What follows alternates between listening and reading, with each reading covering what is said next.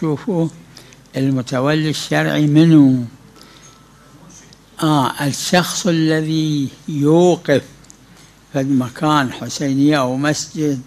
إذا يخلي لنفسه التولية هو يصير متولي شرعي، أو يخلي تولية شرعية لشخص آخر أقربائه أو غيرهم يصير متولي شرعي. أما إذا واحد وقف مسجد، حسينية، مدرسة، أي شيء، ولكن لم يعين متولي لا نفسه لا غيره، المتولي الشرعي يكون الفقيه الجامع للشرائط، هذاك هو يكون متولي، ويقدر الفقيه الجامع للشرائط يوكل غيره، يوكل فد واحد، وذاك يصير متولي شرعي.